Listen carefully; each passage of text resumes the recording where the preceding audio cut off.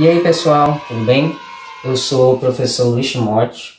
Eu vou estar ministrando para vocês a disciplina de literatura, em específico um assunto que é o arcadismo. É um assunto que às vezes não é tão recorrente nas provas de vestibular, inclusive no Enem, mas é importante porque muitas das vezes vocês sabem que o Enem tem o costume de passar 2, 3 anos sem cair um assunto e logo depois ele cai duas questões de uma vez, então é um assunto importante nós tratarmos hoje. Então vamos lá. Primeiro, o que é o arcadismo? Vem da onde? Quando foi que surgiu? O arcadismo vem de Arcádia. O que é Arcádia? A Arcádia era uma região em que era da Grécia Antiga e que vivia pastores, era uma região voltada da natureza. Então vocês podem logo ver que arcadismo, por vir de Arcádia, vai lembrar regiões assim, lugares assim que tem paz, que o que predomina são os pastores, é a natureza, é tudo isso. Quando foi que ocorreu o arcadismo? Foi no século XVIII, ok? E o nome do arcadismo também pode ser chamado de neoclassicismo. Agora, por que neoclassicismo? Primeiro, neo você pode ver que significa novo, é algo novo, ok. Mas classicismo é porque vai se referir lá atrás à Grécia Antiga e a Roma também. Então vocês podem ver que os poemas que vão predominar nesse movimento literário vão se remeter muito a essa época clássica, ok? Então vamos lá. Vamos entender também o contexto histórico do qual vai ocorrer esse movimento literário. Primeiro, eu coloquei aqui o iluminismo para vocês, o século das luzes. Por quê? O iluminismo ele vai surgir nessa época. E o que é, na verdade, o iluminismo? Foi um movimento em que muitas pessoas se uniram, e cientistas, e eles começam a ver o mundo de outra forma. Então não vai mais predominar lá atrás o barroco, por exemplo, a escola literária anterior. Por quê? O homem ele não vai mais só voltar-se a Deus. Não, o homem ele vai ser muito razão. Ele vai se achar o grande indivíduo, a pessoa que é a tal, que vai fazer as coisas. Então o iluminismo ele vai influenciar também no arcadismo. A Revolução Francesa, por exemplo, vocês podem perceber que o homem ele muda a forma dele de pensar. Então ele quer tirar o absolutismo também. Vai vir a burguesia e tudo isso. Então o homem ele começa a se achar alto de uma certa forma e poderoso para fazer o que for. Ok, também tem a independência dos Estados Unidos. Isso aqui é muito importante porque foi a primeira independência das Américas. Então isso vai dar um grande teor para o Brasil, vai influenciar no Brasil também e em todo o contexto da época. E aqui no Brasil, para chegar esse movimento literário, o que vai ocorrer? Eu coloquei aqui a Inconfidência Mineira porque lembra de uma coisa, quem era a capital do Brasil nessa época? Onde é que era o local principal? Era a Bahia. Só que vai sair da Bahia e vai lá para as Minas Gerais. E o que foi a Inconfidência Mineira? Não sei se vocês lembram, foi o primeiro episódio em que tentaram uma certa independência do Brasil. Sair dessa questão dessa metrópole, essa dependência, essa servidão à metrópole. Só que vocês sabem que não foi conseguido com sucesso isso. Inclusive Tiradentes morre e tudo. Só que todos os escritores dessa época, desse movimento literário do arcadismo, participaram também da Inconfidência Mineira. Então isso vai influenciar uma coisa que a gente vai ver agora, que são as características desse movimento e desses poemas. Então vamos lá. Primeira coisa, bucolismo.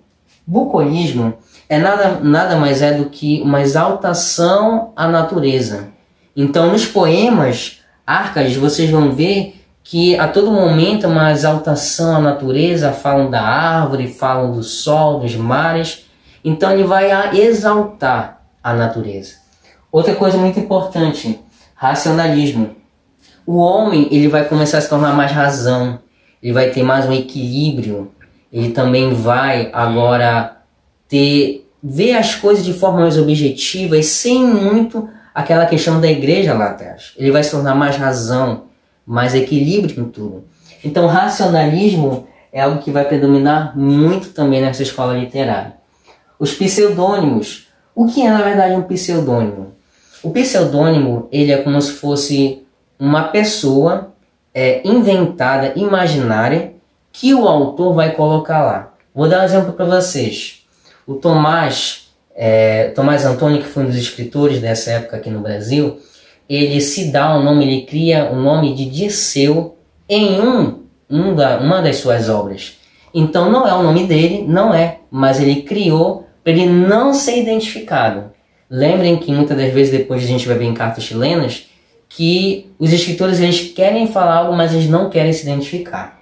Então os pseudônimos nada mais é que isso. E por fim, o pastoralismo vem de pastor. Então você pode ver que nesses poemas, o que vai predominar além da natureza? São os pastores cuidando das ovelhas, cuidando daquilo que está ao seu redor, tendo uma vida simples e tendo assim uma vida simplória.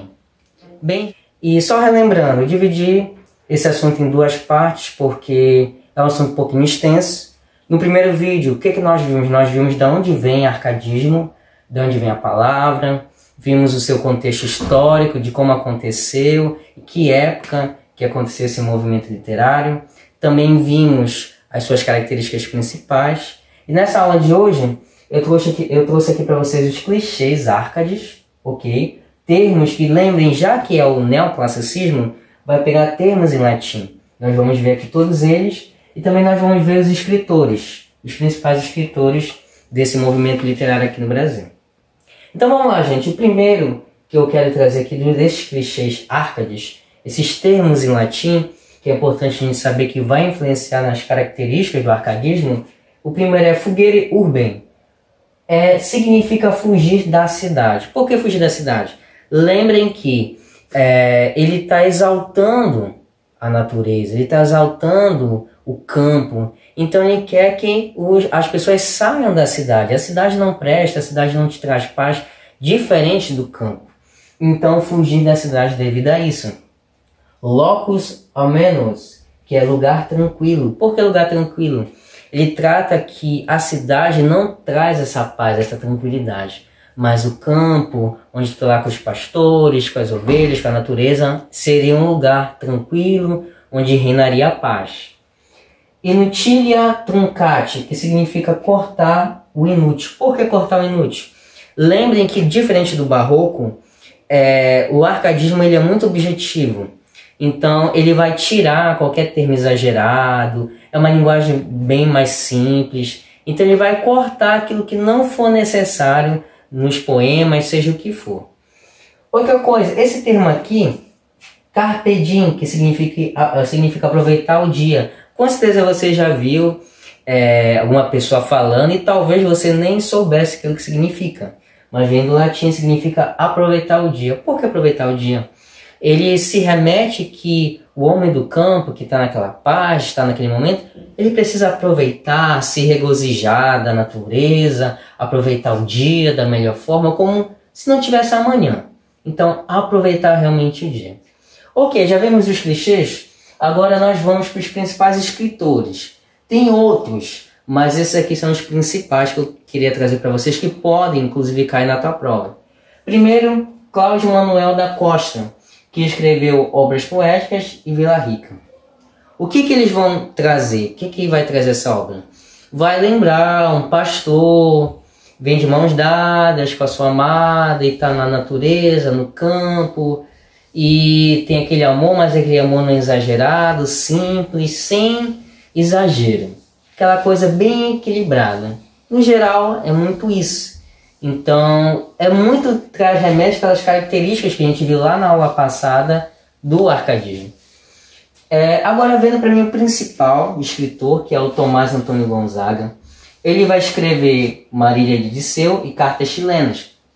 Marília era justamente a amada dele.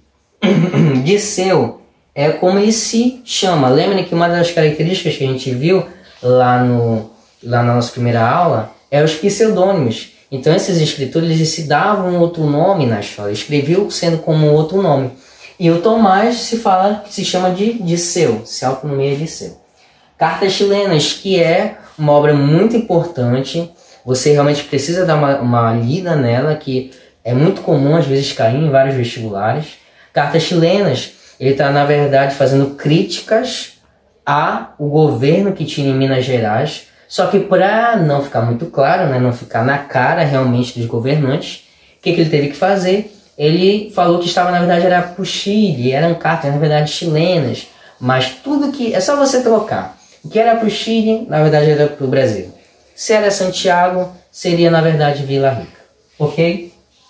Essas obras aqui desses escritores são obras líricas. Ok? Por quê?